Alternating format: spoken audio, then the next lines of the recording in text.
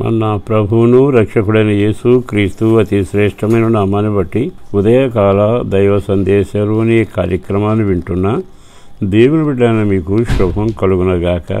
అందరికీ పేరు పేరున వందనాలు తెలియచేస్తున్నాను.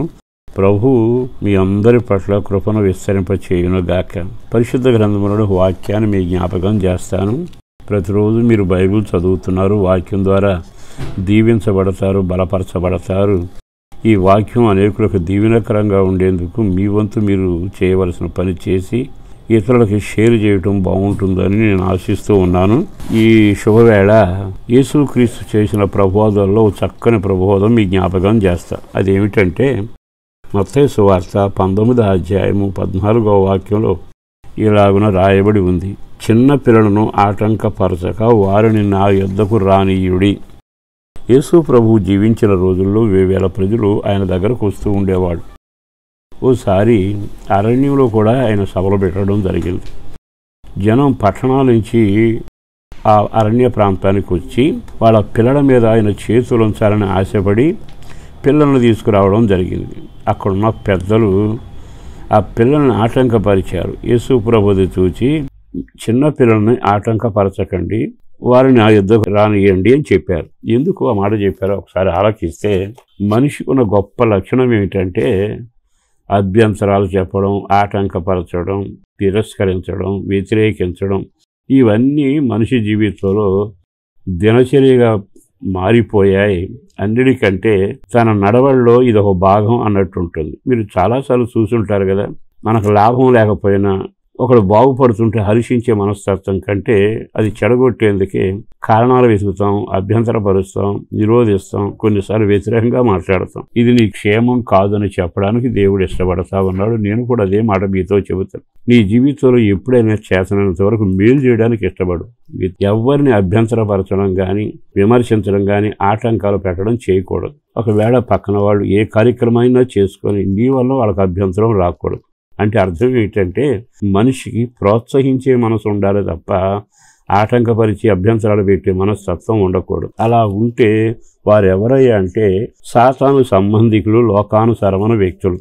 ఈ శుభవేళ ఈ మాటలు విన్నాక పిల్లలను దేవుని దగ్గర రానివ్వకుండా ఆటంకపరిచింది ఎవరు? పిల్లలకి మంచి మనస్తత్వం ఉండదు. పిల్లల మనస్తత్వం మీకు నేను చెప్పనక్కర్లేదుగా. అప్పుడే ప్రేమగా పలకరిస్తారు, అప్పుడే కొట్టుకుంటారు, మరి కాసేపటికి ఏకమైపోతారు. వాళ్ళలో కపటం, ద్వేషం, పగ ఉండవు. కానీ పెద్దవాళ్ళు ఉన్నారే, మేము పెరిగాం, పెద్దవాళ్ళం ఏమంటుంటాం. సంఘాల్లో 2 గుంపుల వాళ్ళు ఉంటారు. పసిపిల్ల మనస్తత్వంగా దేవుడి పేరట అన్ని క్షమించుకుని పరిపెట్టుకుని వెళ్ళేవాళ్ళు ఉంటారు.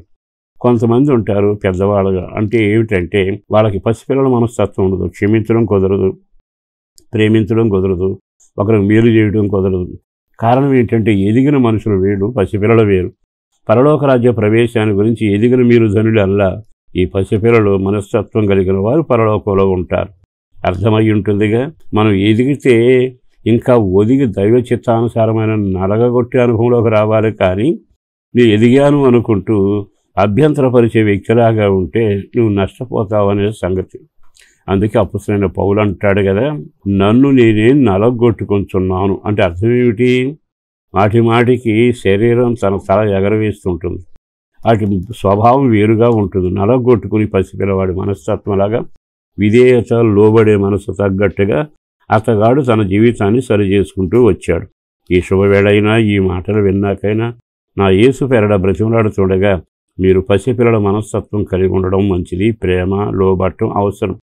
కానీ అభ్యంతర పరిస్థితి మాత్రం దేవుడు ఇష్టపడడు. అట్టి వారికి దీవెన రాదు.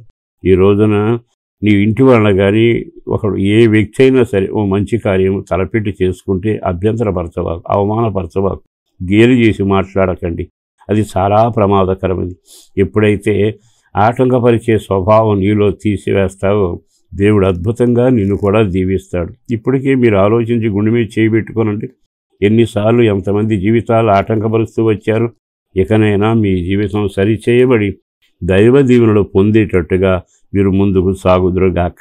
పరిశుద్ధుడును ప్రేమమడిన ప్రభు వందనాలయ. అపారమైన నీ ప్రేమ కొరకు ధన్యవాదాలు. చేసిన మేలును బట్టి, చేయబోయే కార్యాలను బట్టి వందనాలు. పేరు పేర కుటుంబ సభ్యులను దీవించండి. అభ్యంతరకరమైన వ్యక్తులుగా మేము ఉండకుండా కాపాడండి.